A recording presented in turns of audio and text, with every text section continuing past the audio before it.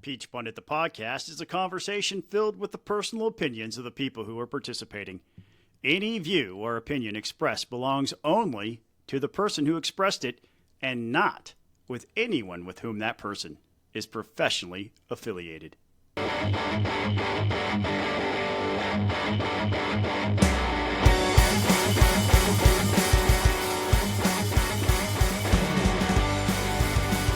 Hey folks, welcome to another episode of Peach Pundit Podcast. I am Jason Pye, joined by Scott Turner, who is somewhere in the state, somewhere, and then Buzz, who is comfortably at home in Gwinnett County. Guys, it's good to see you, Buzz. Yes, good to see y'all.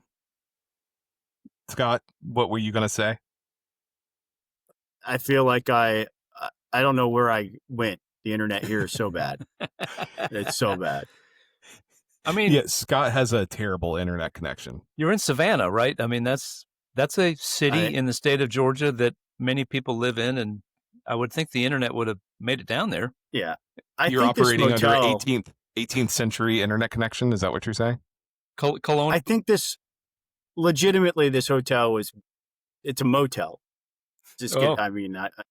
I cheaped out and I'm staying at a motel in the historic district. And I think this place was built like 1950. Better or worse than dial-up? On par with dial-up. The fact that I can see right now has really upped my faith in God. This is a miracle that this is working. Well, Buzz, go ahead real fast. So we got to jump right in. Yeah, I stayed. I went on the cheap one time to Savannah for a Republican state convention. Stayed at this hotel. I think that back then it was like $30, $39.99 a night. And I get there and I walk down the hall and like all the doors are open to all the rooms and there's all these people standing there kind of going in and out and there are a lot of women standing around and I thought, oh my God, I have gone too cheap here. And so I just went in and locked my doors and tried to sleep and fled the jurisdiction, got out of there as quick as I could the next morning. We could have a conversation about crappy hotels we've stayed at because I've got one that'll probably surprise you guys, but we don't have time for that. We're gonna jump into. So Buzz told us right before we hit record that there was a 5.2 earthquake that has hit Tehran, which we're going to be discussing that. But the earthquake in Georgia politics this week was I mean, look, I'm not gonna sugarcoat this. The mass exodus from the Georgia Republican Assembly, or as Scott calls them, the goofballs, rejects, and a-holes. Yeah. So I got to tell you, when I saw that, I just laughed real hard. Well, what did you see? I mean, what Scott sent to us earlier this week or a couple days ago, was a mass resignation of several notable folks who were involved in the Georgia Republican Party who had joined the GRA, who were blasting the leadership of Alex Johnson and Nathaniel Darnell. And I'll read from the letter. The Georgia Republican Assembly, under the current leadership of Alex Johnson and Nathaniel Darnell, has strayed from its original mission. They have chosen petty grudges over principle, appealing to an angry crowd over adhering to Republican values.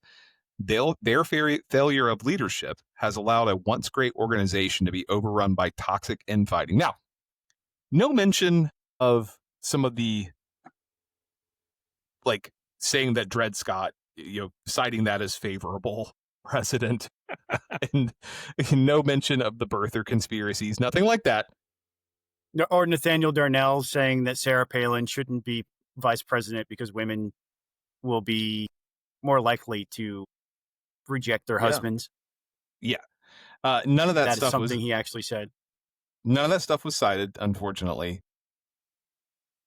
But a list of people, and Jason, I think Jason Thompson is on the list. Who else, Scott? I don't have it. I'm trying to pull it back up here in front of me. Julianne Thompson. But Sue Everhart. The list. So the only thing that surprised me about the list were that these people were members of the GRA. Yes. right? Yeah, And the Sue letter, Everhart, Brant Frost the fifth, right?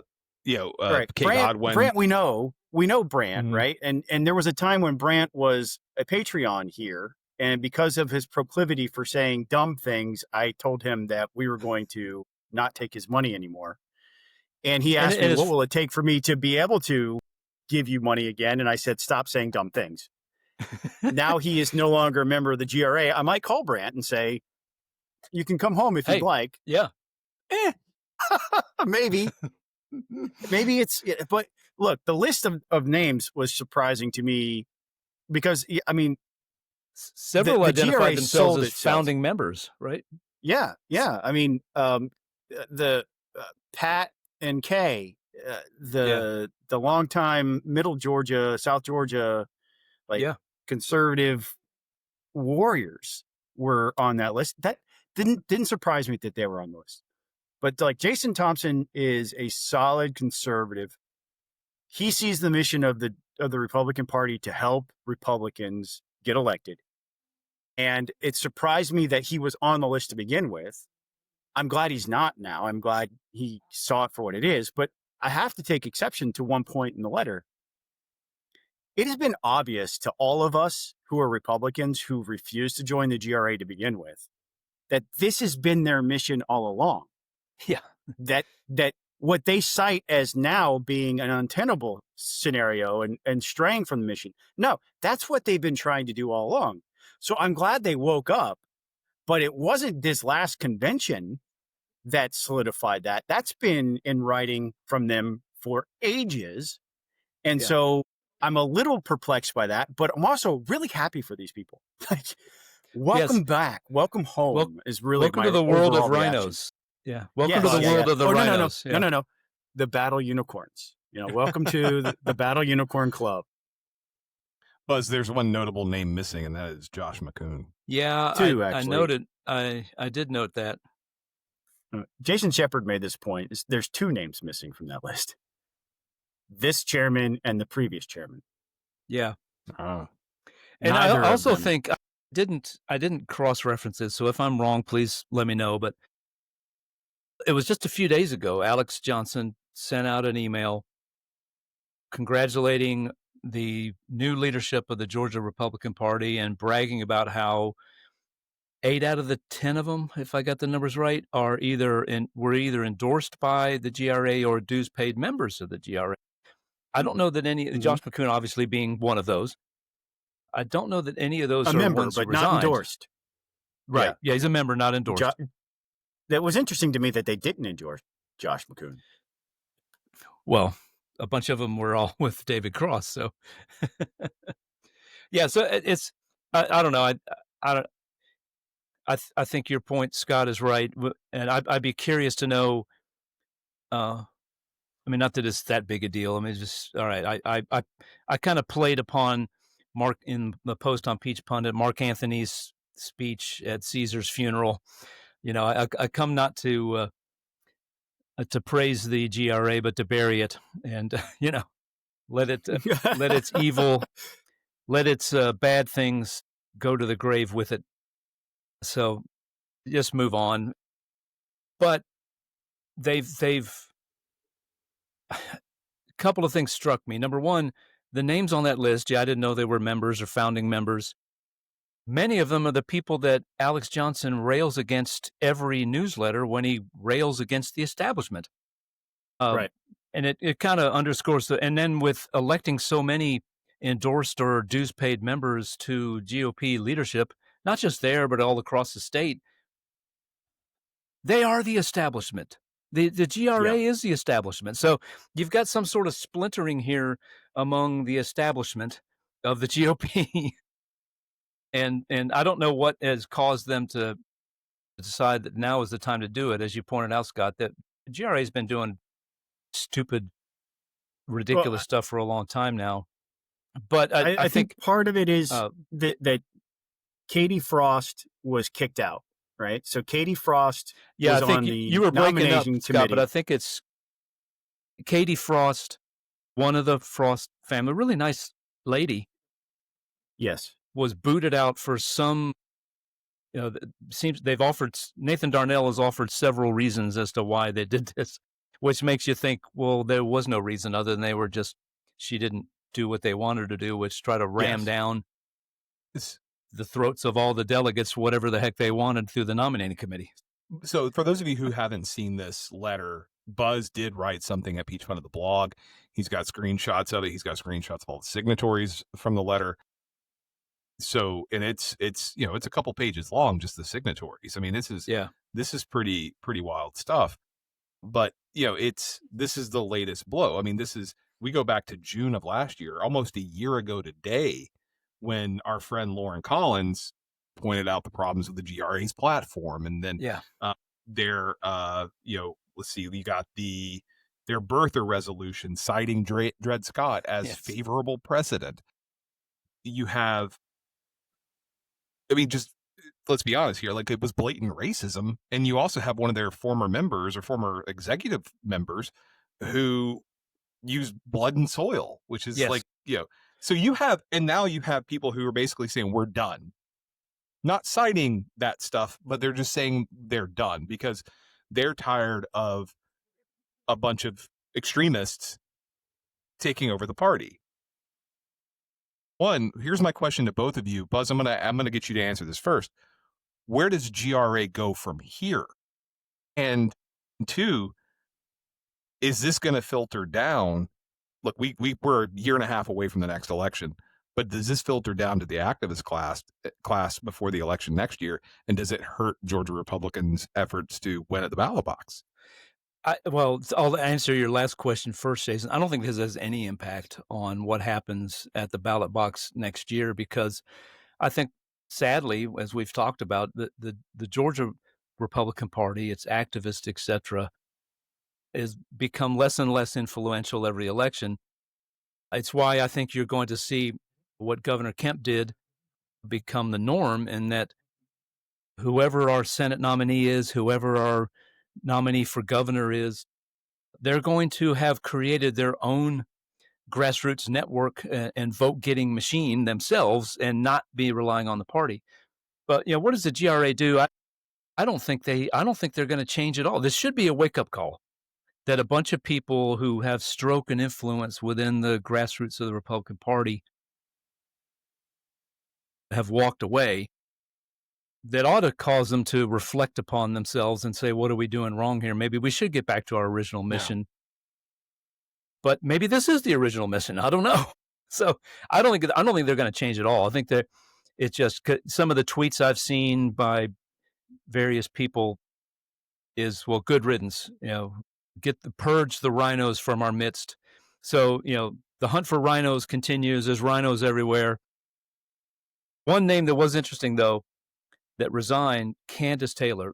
If you're an organization that's too crazy for Candace Taylor, you're dadgum crazy. Yeah, and you done lost your minds. She has a podcast on the network of an avowed not call him an avowed Nazi, but certainly an anti-Semite. Yes. Scott, I'm going to ask you the same two questions.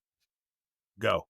I don't have any idea that it would change the impact at all, because I've largely seen the GRA without any real influence among elected officials throughout Georgia. So I don't think it impacts the outcome of any race whatsoever. The GRA cannot help anybody. They can only hurt them. That's their tool. That's their weapon. That's their one thing that they can do, is hurt people. They can't help anybody. They don't show any inclination to help anybody. So I don't think it changes anything for Republican outcomes next year. The first question that you had, though, we're all familiar with Baghdad Bob, right? He's telling everybody we're winning the war while American tanks are rolling through Baghdad behind him. Yeah, that's what I expect out of the GRA, is declare victory out of this massive defeat and continue to propagandize this entire thing and spin it in a way that only makes them look favorable to an ever-shrinking amount of crazy people who are willing to give them. I mean, it's just, this is going to be an interesting thing to watch play out, especially coming so soon after the convention. I do wonder if there are more other shoes that are going to be dropping in the next couple, weeks or months. One thing to wrap up, I hope this gives Chairman Josh McCoon the courage to ignore these guys, whoever's left of the GRA. And when it comes time to, if there's some efforts to try to keep Brad Raffensperger off the ballot, or this, the whatever county that was that's fighting for the so-called Catoosa County. Why should the Georgia GOP dues and money that they raise go to funding GRA inspired lawsuits? Yeah, they're on their make them. You're on your own. If I were Josh, that's what I would say. You're on your own. The one thing to keep in mind here, and I'm going to say this, and we're gonna go pay some bills. The one thing to keep in mind here, I think that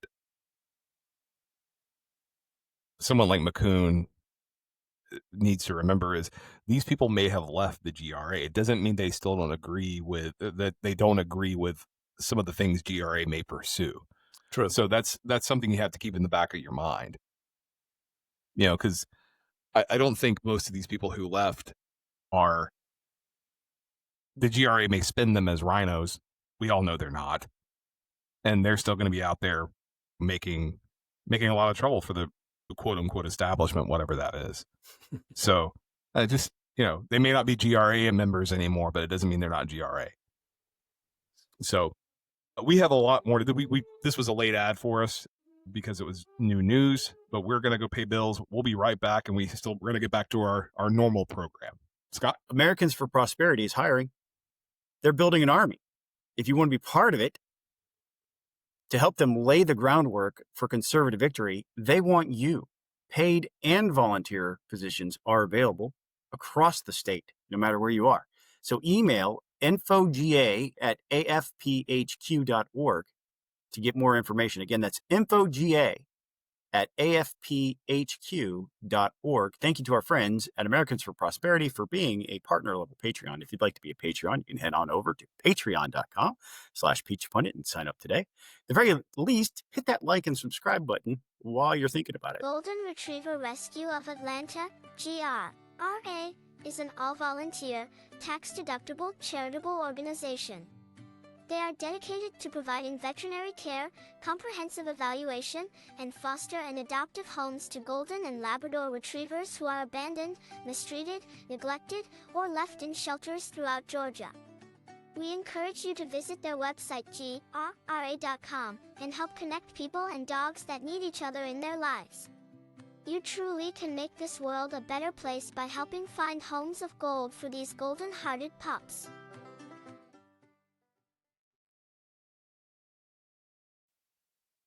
Buzz, you had a really good post earlier this week, and this was one of those about the shooting that took place, or the shootings that took place in Minnesota. Yeah. And before we dive in this topic, this is a problem on both sides of the aisle, or people who come ideologically from both sides of the aisle. Before we jump in here, please remember, you can disagree with progressives, you can disagree with conservatives, you can disagree with classical liberals, libertarians, whatever you want to call what I believe, as much as you want. Please keep in mind, we all have a different vision of what is the best for America. It doesn't mean we hate America, except for Scott. Scott hates America. I'm kidding. Stop. But we all have a different vision. We just have a different path of how to get there. Please keep that in mind, because I think that's because we always make our political enemies out to be evil, and we've got to stop doing that. Mhm. But Buzz, you wrote the piece. It's a damn good piece. Please take it away. Yeah, I think what struck me is that, obviously, as you mentioned, Jason, we're talking about the assassination of a state representative in Minnesota, and the attempted assassination of another, and the spouse. Both spouses were injured. One is dead.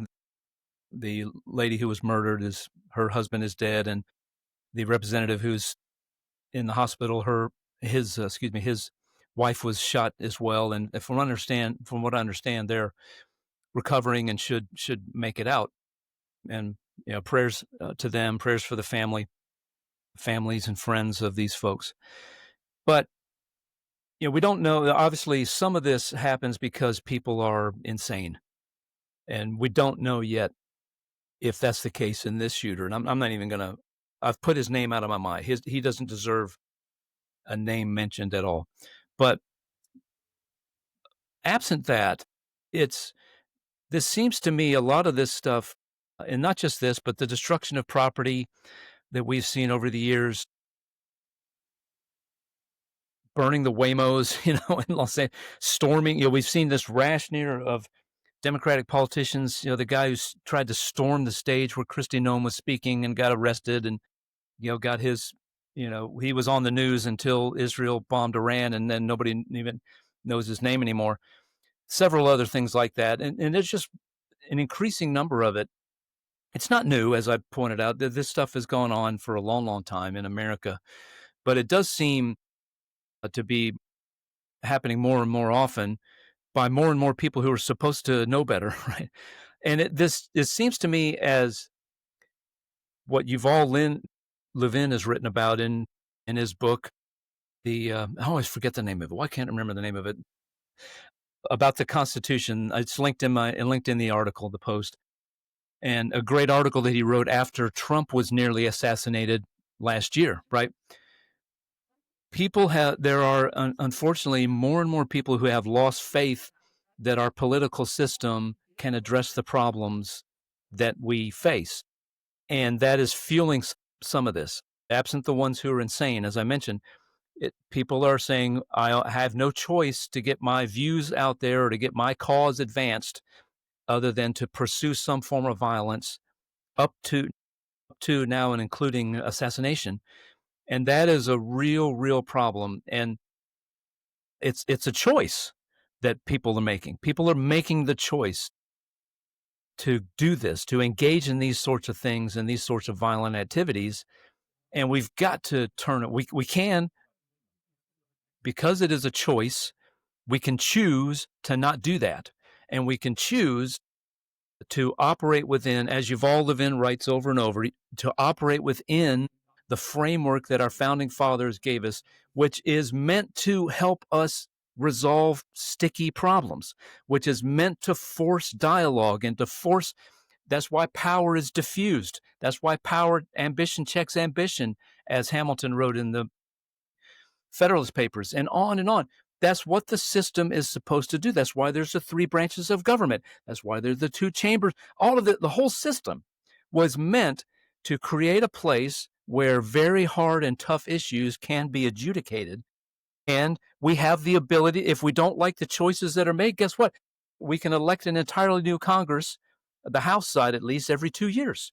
And if we don't like it, we can toss out a president every 4 years and put somebody else in there. So it's all built to do that. And I worry that more and more people have lost faith in the ability of that system to work. And as Yuval Levin says, I keep harping on him, but that was the launching point for my post was we have to get back to that. We must, or we are, I fear, headed down a really even more dangerous path. And, I shudder to think of what would have happened if that bullet had killed Trump, because of the reaction of so many of the people on his side. I shudder to think what would have happened if Joe Biden had been assassinated. And we know every president faces these things. I shudder to think what would happen if that had happened, or if on the campaign trail somebody had killed Kamala Harris. I mean, we're just a bunch of dry kindling sitting there waiting for a spark. And I pray that what happened in Minnesota was not that spark. Scott. Buzz has put it better than I can, frankly. I fear for my friends in office because who knows? These were state lawmakers. The one thing about this story that did bother me was Jason likes to talk about how tribalism and partisanship really dominates how we approach these issues. And in my social media feeds, it was like from my friends on the left, they're like, "Oh, he's a Trump guy. He clearly was from the right. He was anti-abortion and he was targeting he was targeting pro-life legislators. I'm sorry, pro-choice legislators. Pro-choice legislators. Right. And another thought process there I saw on my social media was he was appointed by Governor Walz, and therefore he must be a Democrat. And he targeted two of the Democrats who voted against giving healthcare coverage to illegal aliens. It's for me, it was like, why did it matter? Why did it Yeah. matter if he was on the left or the right? In this moment, if your first thought was he's a Democrat or he's a Republican, like you've missed the plot. You've missed the plot completely entirely. And you need to readjust your thinking. This was a tragedy. It is one more major event on a timeline of decline that it saddens me, but that reaction shouldn't be natural. The natural human reaction should be one of empathy for the families, for that situation, and just calling it out as wrong, no matter who did it. Why does it matter what the political ideology of the dude was? He was decided to take things into his own hands and end somebody's life. And that's the plot. That's what we should be focusing on. How do we stop that from happening again? Yeah, there are two homes that he went to where nobody answered the door. Mm-hmm. There could have been, and you had the other two, the state legislator, I think state senator and his wife who have survived, granted with injuries. Looks like they're gonna pull through, but there were other potential victims who. Oh, he had a list of like 41 names on it of elected officials in Minnesota. Yeah. And it wouldn't, and outside of Minnesota too. He had a couple, I think one or two from Illinois, I think, memory serves, but that, all that stuff's irrelevant. I mean, I think Scott, I think between the two of you are hitting the hammer on the head. I mean, this is, I remember the day of the congressional baseball game shooting. I was in DC that day, and I have friends who work for the members who were shot. Mm-hmm. Or I guess Steve Scalise was the one who was the one member who was shot. I don't think any other Republican members were shot. But I have friends who work for some of those offices. I'm like, were they there? Mm-hmm. And I had to go give a speech I had to go give a speech that morning, and I was just shaken. Yeah. Barry Loudermilk was there. Rob Right. Ackerson, his chief, was there. Yeah. Well, I didn't know the Rob story was from there. there. Wow. Yeah, he was in the parking lot. Yeah. Yep. Yeah. We know people who were there, and it is a traumatic experience. And in that case, at the time, we did make hay over the fact that this was somebody from the left, right? And when Steve Scalise almost died that day on a baseball field, like trying to be a normal guy. Yeah. Like, well, it's And just not for an event that raises money for charity. Right. right. Yeah. Right. I mean, that's we've got to remember, you have to put partisan differences aside. We're all humans. We all have different views. No one's a mindless automaton, or shouldn't be, at least. We've got to look past partisanship. Yep. But let's talk about partisanship, though. And Scott, the Public Service Commission raises. I'm going to go to you first. 2.7% turnout. So let me preface this by saying that we had primaries in Virginia this week, and I'm going to read from this this headline: historic turnout for Virginia's 2025 primary elections defied decades of precedent. You know what the turnout was? 7.68%. Oh, and it was historic because we do off-year elections here in Virginia. That 2001. and typically they don't do like primaries on the Republican side anyway. Right? It's a convention system. 2001, 2005, 2006 turnout was less than 4%, or right at 4%. But in Georgia, for a not insignificant body, 2.7%. That's embarrassing. Well, it is embarrassing. But also, we got to start by pointing out that this election should have happened 3 years ago.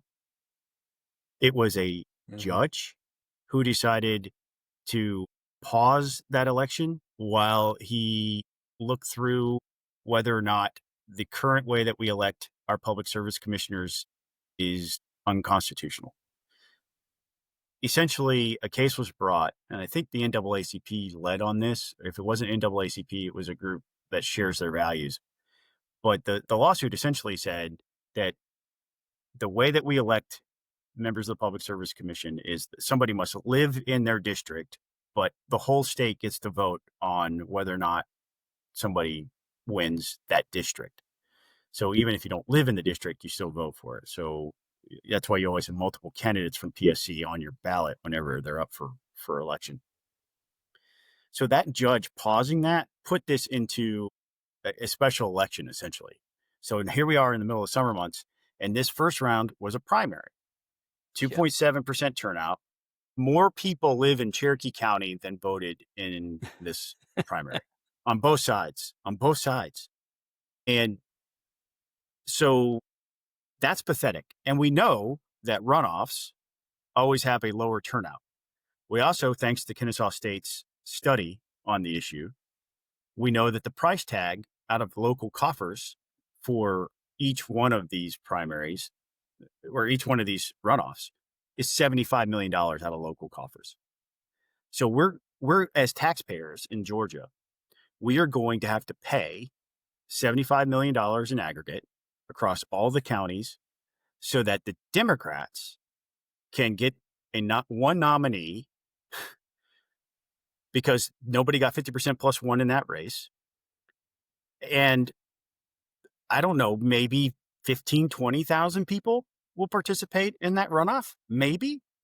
It's not out of the realm of possibility.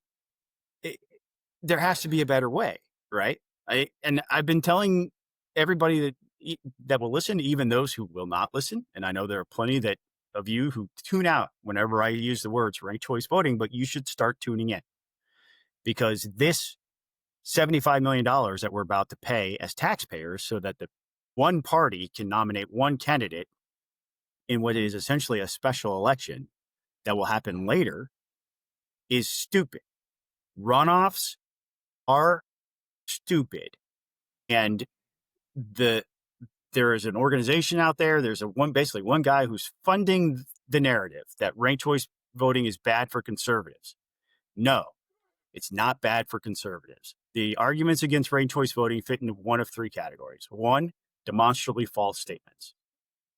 Then that's the largest category. And then they say crazy things like you can't audit or you have to vote for everybody or throw their ballot away. All those things are false, just absolutely false.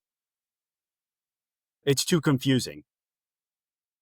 14 million Americans get to use a ranked choice ballot today, and none of them are complaining that it's too confusing. The people who use it aren't complaining about it being too confusing. And that's the truth. And it's a natural human instinct. You go into Baskin Robbins, your favorite flavor is not there, you move on to the next one. It happens every day. You want to go to dinner, your wife says, take me out to eat, and you tell her, I'm going to take you to Waffle House. And she says, no, I don't want Waffle House. Well, you just engaged in a ranked choice election. You're moving down to your next choice. And that's the way it works. It is a natural thing. It's not confusing at all. It's far more cost effective. It would cost the state about $1 million to buy the software package to upgrade the machines. That's it. It's a one-time cost. And then we don't have to go through another month of elections where turnout falls to almost nothing. The other thing that our runoffs do is they disenfranchise voters. The vast majority of voters who cast their ballots in the first round don't come back. You're basically saying your vote didn't count. You're throwing them out. You're putting them in the trash. That's disenfranchisement. That's the definition of what that is. And we could get this over. This could have been over already for a very small amount of money compared to the $75 million we're about to spend. So the second category, technically true things, but lack context. They like to blame certain election flaws throughout the country on ranked choice voting. It was not ranked choice voting's fault. Whatever example you throw at me, I will give you the answer. So throw it at me in the comments if you want. I will answer them. I will tell you the whole story. So you want to talk about Alameda? You want to talk about DC? You want to talk about New York? Shoot. You don't even want to talk about Alaska, which is not ranked choice voting. I'll talk about any of them, and I'll give you the whole story that the people who are opposed to RCV will not give you. And then the last category are actually legitimate concerns. Things like the voters will need to be educated. Yeah, they will. Absolutely conceded. We would have to do a public education campaign anytime you change the election process. But those are things that can be overcome. So this is just yet another example of how Georgia's runoff system costs the taxpayers money and we get less representative results. You cannot, and while disenfranchising voters, it's stupid. It needs to be done with. And I'm sorry, plurality and dropping it saying, oh, if you get the 45%, we'll declare you the winner. That's not it either. The promise of runoffs is a majoritarian winner. We don't get that because of the drop off, but with an instant runoff, you do. So let's keep the best part of runoffs, the promise of the majoritarian winner, and do it more efficiently. Do it with a conservative mindset. Let's not waste taxpayer money over a party primary of all things. Buzz? Yeah, I honestly, I didn't remember that this election was even going to happen until I started getting fundraising emails from Tim Eccles, who was saying, "I need your money because I need your money because I have an opponent." And I said, "What?" And then oh, there actually are elections this year. So, yeah, the whole thing, as Scott outlined earlier, was just bizarre. The lawsuits, and then here we have these elections, and I it's going to be really even more confusing in the fall because it means that it's going to, if I'm wrong about this, let me know, but it's going to coincide with local elections, and people are going to have to go vote at two different places. They're going to have to go vote in their city elections, and then they're going to have to go vote for the general election for the Public Service Commission, and that's just going to be chaos. And who knows what's going to happen. I just don't understand the problem with ranked choice. I don't understand the aversion to it. I don't understand. I mean, most of the criticisms, the vast majority of the criticisms I have seen of ranked choice voting are easily disprovable. Mhm. I think Scott is right that education is one of the keys. That's a legitimate criticism of it. You're going to have to, and it's not even really a criticism. It's more of a, we're going to have to educate voters. Well, tell me something I don't know. Yeah. Yeah. I will say this, Jason. One thing I think is key to this, to both of you. Y'all know I'm with you guys 100% on ranked choice voting. City of New York gives it a bad name because the lack of transparency, this long period of time, and there's probably other factors that factor into this. But if you're, just the run-of-the-mill voter, and you hold this election, so and so is in the lead. It's complete radio silence from elections officials in New York City, and then a month later, ta-da! This other person wins. They need to make it transparency. I think is key in this process as well. Yeah, no, I don't disagree with you. It's just that's the thing about RCV, though, is the thing with RCV is it's actually far more transparent. You get a better sense of where the voter is because you see how they ranked each candidate, and you don't know who the voter is. You don't, but the cast vote record is something that allows for any third party to look at the data, the complete data set. Who ranked who first? Who ranked who second? How many voters who picked that candidate first picked this candidate second? You get a far more transparent data set. It's actually one of the claims that's false about it. Well, New York City just needs to, it's the implementation of it in New York City. They need to make that much more transparent and make those records apparent so that folks know how the winner became the winner. Because, as you said, it's all right there. The data's there. Yep. Make it available. Yep. Well, my topic this week is the military parade that took place on Saturday. I am not going to give it the title that Scott gave it in the agenda. Why not? Don't you see? You just hate America. No, I don't. I'll say this much. I felt one just based, and I didn't watch any of it, but based on the clips that I've seen, it was less about Trump than it was about the military because it was also Trump's birthday. That being said, I feel really horrible for a lot of the military members who were there because the crowds were so bad. You know, the estimate that I've seen is that the White House gave an estimate of 250,000 attendees. There's no way they hit that. There might have been tens of thousands. When I say tens of thousands, I'm talking like 100,000 people. That's the independent assessment. But you can watch the video and see the tank going down the street and just hear the squeaking of the tire or the tank as it goes down the street. I know of at least one pedestrian who was killed by a truck carrying a tank out of town. I saw that on Reddit the other day. She was, this thing is going to cost upwards of 40 billion, or I think 40 million was what I saw. 40 million for what?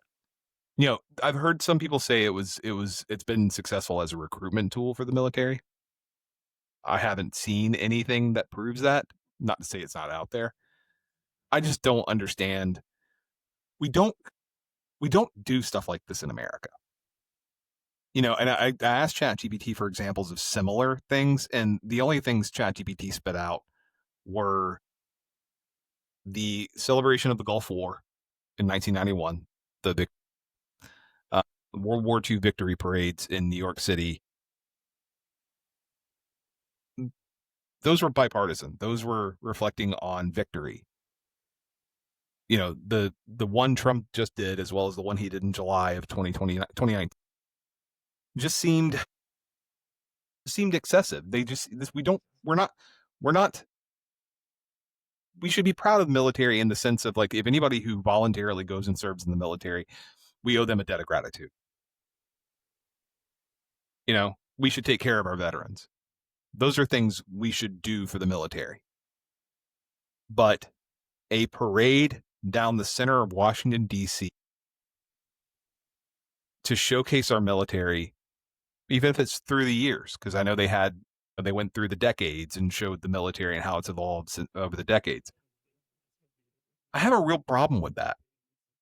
And that's something you see out of Moscow or Pyongyang in North Korea, or these authoritarian dictators in these other countries who want to show off, look how strong we are. I just think it sends the wrong message. But that's just me. But it fits in with the new nationalism that we're seeing out of Trump. So I'm curious to get you guys' takes. So Buzz, because I know Scott's going to yell at me. You go first. Correct me if I'm wrong, that also coincided with the 250th anniversary of the Army? Correct. Bingo. Yes, I neglected to mention that. Yes. Yeah. So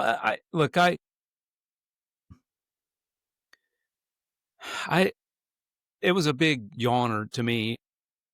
A lot of what Trump does freaks people out, and he does some of that to freak people out on purpose. He drives his opponents mad, and they comply. Wasn't as bad as I thought it was going to be. I didn't watch any of it either. Some of it might just be Trump is, for all his business acumen, he's not good at marketing things. If he'd have just said, hey, on the 250, I think it'd be really cool if on the 250th anniversary of the Army, we let them march down Pennsylvania Avenue and people come and cheer them on. That would have been people still would have freaked out because it would, oh my God, this is prelude to the dictatorship. But it's just a big yawner to me. What was the furor about? Well, I'm going to go to Scott because Scott, I'm sure, has opinions. Having served in the Army, one of the dates that you come to know is June 14th, 1775. It's on the flag. You're indoctrinated with the history of the Army when you join the Army. And there's a certain pride that comes with that, I think. Take Trump out of it for a minute. If it wasn't Trump, say it was Bill Clinton. And Bill Clinton was president right now at this moment when it's the 250th anniversary. This is the start of another full year of celebrations in this country about the 250 years as a country.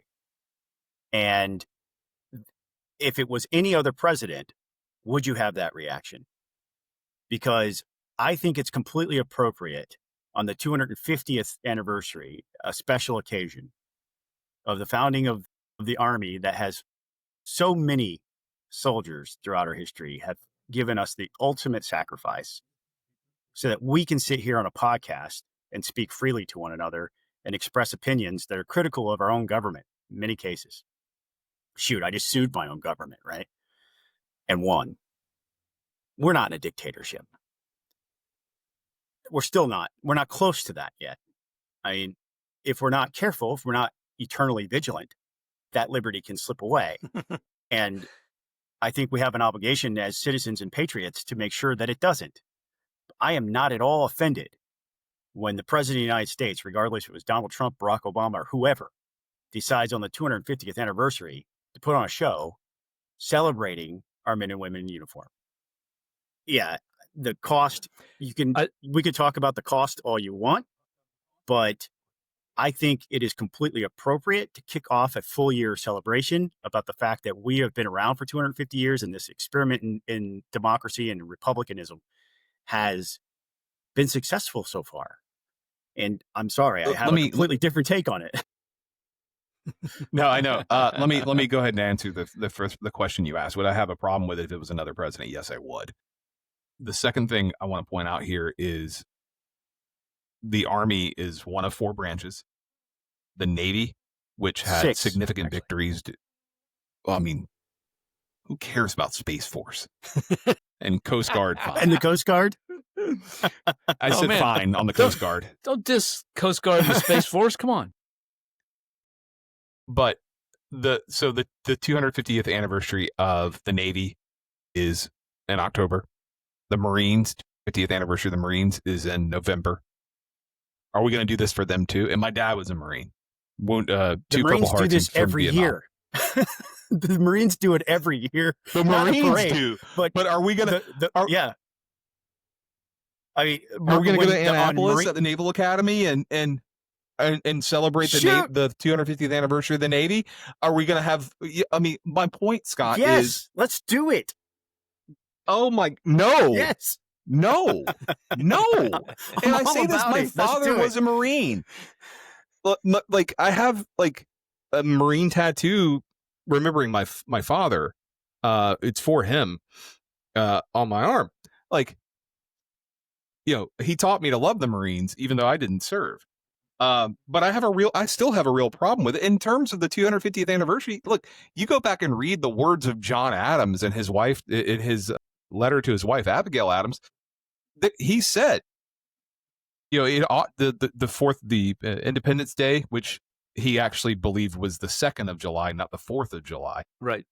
But it ought to be commemorated as the day of deliverance by solemn acts of devotion to God Almighty. It ought to be solemnized with pomp and parade, with shoes, games, sports, guns, bells, bonfires, and illuminations from one end of this continent to the other, from this time forward forever and forevermore.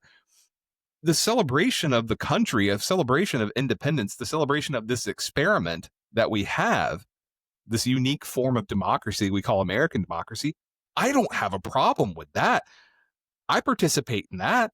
What I have a problem with is going and parading down streets in Washington, D.C. to show how strong our military is. Like the world doesn't already know that? This reminds me of the line from Game of Thrones. You know, any person who says he is king isn't actually king. It's just like, if we have to go out there and prove to the world that we're a strong military, are we actually a strong military? If anytime Trump says he's president. I don't think the parade established our reputation as a military strength in the world. I don't think that's what it was about.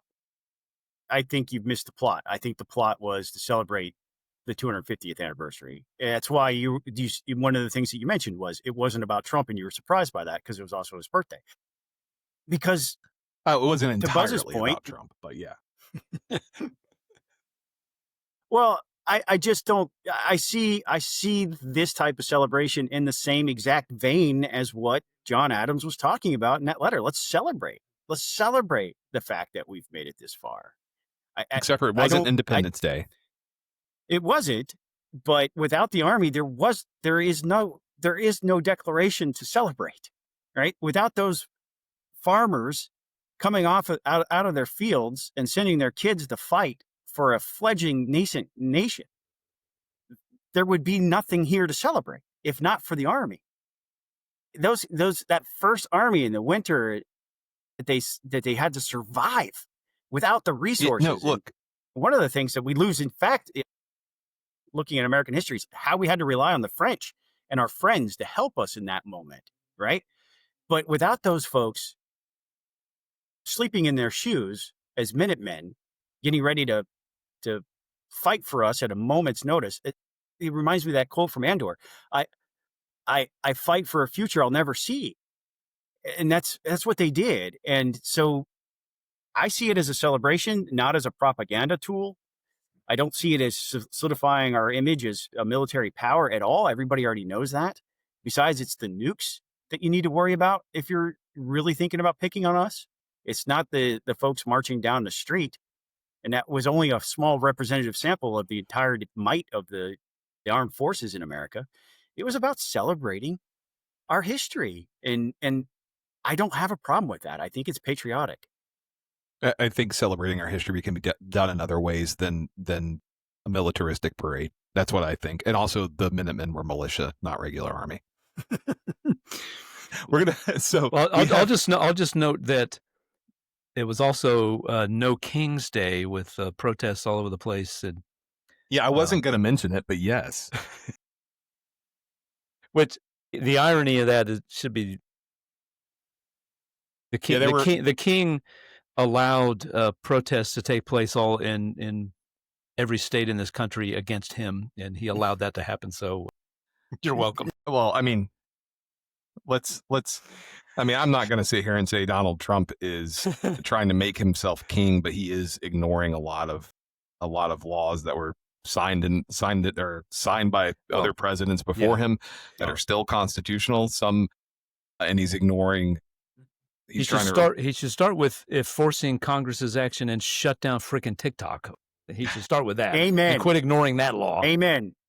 But he's ignoring That's a great a lot. Place he's to blurring start. a lot. He's blurring a lot of constitutional lines where he is trying to essentially show Congress doesn't matter, which I think Congress has done a really good job of making themselves. Yeah, matter. Yeah, right. They should stand up and say no. You can start with the TikTok thing, which. Yeah. Hey, Mr. President, you were going to enforce this law. But the No Kings protests, 4 to 6 million. The average estimate I've seen is 5 million across the country. So kind of pales in comparison. But we're going to go on. We're going to pay bills real fast. When we come back, we're going to discuss the situation between Israel and Iran. Conservatives Concerned is a network of political and social conservatives who question the alignment of capital punishment with conservative principles and values. Our programs include educating conservatives about the failed death penalty system and mobilizing them to bring about its end. We come to this issue for a variety of reasons.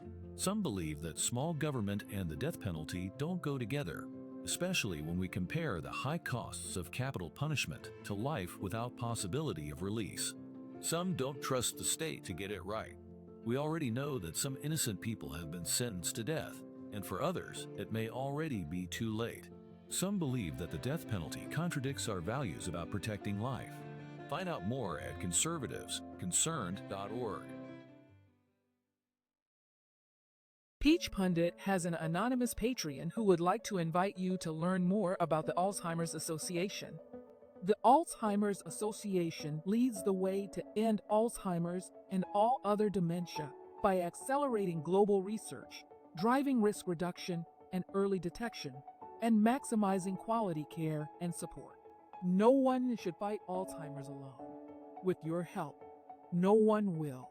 Learn more on their website, alz.org. Okay, guys. MAGA is infighting over what it means to be America first over Iran. Democrats are doing some infighting of their own, but this war between the war about the war over who is America first. I shouldn't have to explain what this is about. Obviously, like Israel is bombing the piss out of Iran. Iran's bombing Israel. I mean, it's over whether or not Iran has a nuclear weapon. And for those of you who are keeping score at home, they have, I think, over 400 kilograms of enriched uranium. I think it's enriched to 60%, which is not weapons grade. Weapons grade is 90%. 60% though is kind of a 3 point something percent. Less than 4% is civilian grade. So you don't need to enrich to 60% for civilian purposes. Right. Yeah, and the estimate is that it would take them 2 to 3 weeks to enrich to 90%, which is weapons grade. Now, the question there's the enrichment to 90%. That does not mean they have a delivery system. The U.S. intelligence has said that they're at least 3 years away, 2 to 3 years away from actually having a delivery system for a nuclear bomb. So we're still a ways from that. But the enrichment to 90% is nevertheless a concern. And we were having some discussions about this week on our thread. And it's like, I think getting involved in the United States, getting involved in this is a really bad idea, just from the possibility of getting involved in another Middle East war, one that could be very bloody and very long. But I also don't want Iran to have a nuclear weapon. But I also don't trust Netanyahu. I think he's corrupt as hell. And many Israeli voters would agree with you on that. I mean, I'm a walking contradiction when it comes to this. At the very least, Congress should uphold their constitutional responsibility here, which Article 1, Section 8, only Congress has the ability to declare war. And that has taken form of authorizations for the of the use of military force in recent years, recent decades. But if we go and strike Iran and they hit us back, that's in war powers resolution territory, which, Trump can enter the conflict. Yeah. Buzz or Scott? Let me go Scott first, because Buzz, I've gone to you first last time. Scott?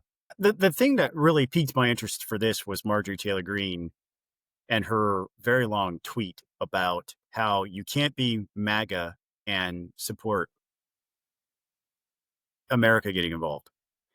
And this continues to track with her. She's a bit of a dove when it comes to war, and there are plenty of Republicans and there are plenty of people on the right who share her sentiment. We shouldn't be getting into foreign wars, especially. But Marjorie Taylor Greene's take on what America first means, to me, is America only. She's not talking about America first policy. She's talking about America only. And she's trying to act like, I think at one point in her tweet, she talks about we could have trade deals instead of war. Well, you're not going to have trade deals with Iran. Let me be the one who has to tell Marjorie that. Iran regularly chants death to America. This is not a country that wants to have a business relationship with us. So the leadership of the country. Well, I don't know. Here's the thing, right? I'm an Georgia elections expert. I have varying degrees of expertise in various other policy areas. I'm not an international relations guy. I can tell you what I've seen on TV and in my research. In their parliament, their government has chanted death to America as recently as 2023. That is not a country you want to have nuclear weapons. At some point, you're going to have to intervene. I think mark this down. I think the way Donald Trump has been handling this has been fantastic. Absolutely fantastic. He was asked by a member of the media, are you planning on engaging? And he's like, I'm not going to answer that question. I'm not going to let anybody know what I'm thinking. Right? Maybe I will, maybe I won't. You don't know. Nobody knows. I think that's a really good strategic play. I really do in this environment. I know the anti-Trump crowd, the Trump derangement syndrome crowd, look at that and like, oh, he's unhinged. He might actually do it. Yeah, he might. You don't know. But that uncertainty that he's created by saying that is a strategic advantage to getting them to stop. And I think what he said during that thing is, look, I told them they had 60 days to negotiate with me. They told me they wouldn't. Day 61, they got bombed. Yeah, one thing led to another. I told him, I don't know why you didn't negotiate with me. I think he's trying. I think Donald Trump is a dove by nature. I don't think he likes war. I think he's very proud of the fact that he has disentangled us from other military interventions. And I think he looks at that as part of his legacy. I don't think he wants to go to war. But can I just say that in this moment, I've never been more grateful that Donald Trump is president instead of Kamala Harris, because I cannot imagine how Kamala Harris would be handling this. It's unimaginable to me that she would be doing a better job than Donald Trump is with this right now. I'm going to set my personal opinion aside on that part of it, because I actually think if she goes back to what Obama had done, we probably would be a lot better off, because Iran did stop developing or enriching uranium to the extent that by us giving them a ton of money. We didn't give them a ton of money. We gave it to Qatar, and Qatar was basically, they were withdrawing it like a bank. It wasn't going for nuclear weapons. It was going for humanitarian aid. That's verified. That's you not can how look money that works. up. Yeah, that's not how money works. Okay. They were able to Fungible. redirect other resources into their nuclear program. Okay. Yeah, whatever. Okay. That's not how money works. No, please go research this for yourself rather than listening to Republican talking points. But one thing I will say about the sentiment towards, and Scott's right. Yes, the Parliament did. Members of Parliament, some of them did, many of them did, most of them did. I don't know how many did shout death to America as recently as 2023. But there is a sentiment amongst the Iranian people, your ordinary Iranian, who loves American culture. They love Americans. They're not at all hostile to us as people. They admire the United States for its education system. They're obsessed with American pop culture. There are plenty of things about America that Iranian people do like. What they're resentful of is our foreign policy, because you have to remember back to 1953, we backed a coup. The CIA instigated a coup that took down, because they were considering nationalization of their oil industry. They took down and elected the prime minister and installed the Shah, who was repressive. Yeah, that was stupid. That was a bad thing for us to do. Yeah, so I just want to point out, like yes, there is a hatred in the government of America. The death to America chant is real, but the Iranian people do not hate America. The Iranian people are not the ones who are going to build a bomb and use it. Yeah. I will give you that, but I'll also say, like, this is one of those things where I think the regime has to be very careful, because regime change, I think, is something that's desired there. Yes. No, I agree with you, Jason. And there's a couple of people I follow on Twitter who are Iranian expats. One of them, a reporter who's been very critical of the regime. Just 2 years ago, the FBI, U.S. law enforcement saved her life, really. There were assassins outside her apartment in New York ready to kill her. And so they're regularly reporting exactly what you're saying, Jason, that there is more support than one might think for getting rid of the mullahs and being a regular country that tries to do regular things and be a regular player on the world stage. So I think, but to get back to kind of what prompted this, I'm having observed a few things since we set this on the agenda on Wednesday. Now it's Friday. Polling has come out that shows that among Republicans, self-identified MAGA people in the Republican coalition, there's a heck of a lot of support for assisting Israel, maybe going further than Trump has gone thus far in helping Israel end the nuclear threat that Iran presents now. So I think what's interesting is the limb that Marjorie Taylor Greene, that Tucker Carlson, and it's kind of odd. Many of the folks who are most ardent against Trump getting involved, maybe this is too broad a brush, but some of the loudest voices include people who have said some really pretty nasty anti-Semitic things over the last couple years. True. They're the most against, or the Candace Owen types, and some of the stupid stuff that Tucker Carlson has been doing, and even Marjorie Taylor Greene with her Jewish space lasers stuff.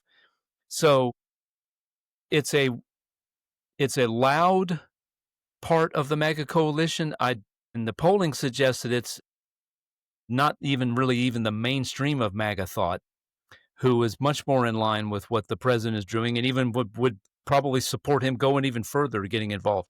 Now, as to part of our debate that we were having, our chat we were having in Peach Pundit, the text thread, what should America's role be? And I don't know. There's a number of options there, but I think overall, the overarching thing is we're in this now.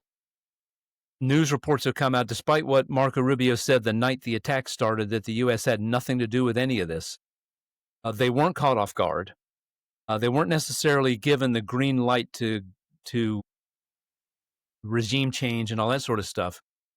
But there's sort of tacit approval of what I don't think Netanyahu would have launched this without at least tacit approval. And that there's been reporting that kind of indicates that was the case. So the question now, we're in it now. I think the worst thing you can do is to not go all the way. At the very least, Iran's nuclear capability has to be destroyed completely. Yeah, and completely. That's the desire for the United States to get involved, is to use the bunker buster bombs, which only the B-2 bomber can carry. For those of you who are interested in like what the Pentagon may have going on at any given moment, there's a great Twitter account. It's Pentagon Pizza Report. It's at Pen Pizza Report, which they track the busyness of the activity of pizza restaurants within the vicinity of the Pentagon, as well as the White House. And if they're busy, especially in the evening, they also track Freddy's, which is a gay bar in Arlington. And apparently when the Pentagon's busy, the traffic at Freddy's goes down. I wonder if Hegseth knows about this. So we report, you decide. I mean, what is this? Where else are you going to get this kind of content? I ask you, dear listener. So, but you should go check it out, because like if the pizza places around the Pentagon are busy and Freddy's isn't busy, chances are some shit's going down at the Pentagon. I just followed it. That's awesome. Hey, but I will say that, all right, so 2 hours ago, there was a tweet sent out by a reporter. Talks with Iran in Geneva today have failed. Iran continues to reject giving up its ability to make nuclear weapons in the nuclear fuel cycle. Asked by the Wall Street Journal if Iran will negotiate further with the U.S., Tehran's foreign minister says no. So there you go. Well, and Israel's running out of interceptors, which is going to make this get even more interesting if Iran keeps bombing.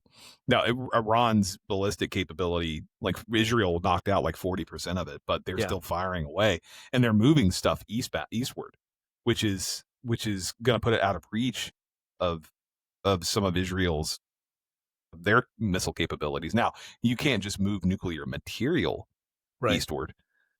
Can't just pull that up and take it. But this is the thing about the 2 weeks that Trump has given Iran that doesn't make a lot of sense. It's like they're going to get rid of what they can get rid of, and they're going to move that to other places. I would be surprised if that stuff's still there.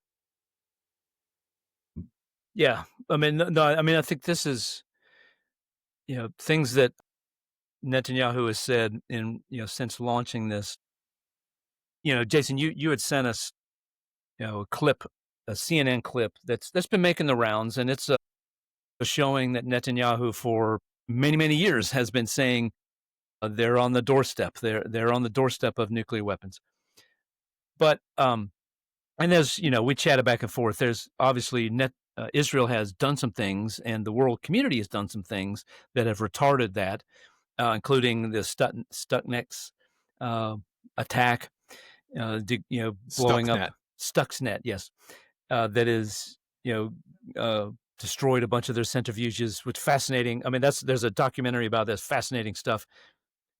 There's also been, the Mossad has infiltrated the country, as evidenced by stuff that happened as soon as the attack started. But over the years, I mean, one of the most dangerous things to be is an Iranian nuclear scientist. The lifespan on those dudes is incredibly short. But nevertheless, there's no doubt in my mind that there's Netanyahu. The Israeli position is that they cannot. They view this, and this is not just Netanyahu. That across the political spectrum in Israel, they view Iran obtaining nuclear weapons as an existential threat to their existence, because they take the mullahs at their word that we will destroy you. We are going to end Israel, and so that, I'm sure there's overheated rhetoric in all this. I guess is my point. There's no doubt about that, but nevertheless, the consequences, not just for Israel, but it would set if Iran obtained a nuclear weapon, it would set off a nuclear race. Saudi Arabia would get one in no time. Yeah, so they would set off this nuclear arms race in the Middle East. It would just be terrible to think about. Yeah, and because I know we're tight for time, this was a video. There was another video I saw on Reddit as well that went back to 1995, and Scott pointed out in our impeachment the text thread that there have been attempts to stop, which have delayed Iran's ability to develop its nuclear program. I did a little bit of digging on that, and the first thing I can find that's verifiable is like 2005, I think. So that's 10 years after Netanyahu's first claim, if that's correct. And I haven't dug any deeper to see if that's right or not. But folks, we are out of time. We'll see you next week. Thanks for joining us. Scott, take it away. Reserve space for our time with our Patreons when I get back to where I could actually put them in this spot. Thank you for listening to Peach Pundit the Podcast. Peach Pundit the Podcast is Jason Pye, Buzz Brockway, and me, Scott Turner. It's owned, published, and copyright Peach Pundit LLC. That's me.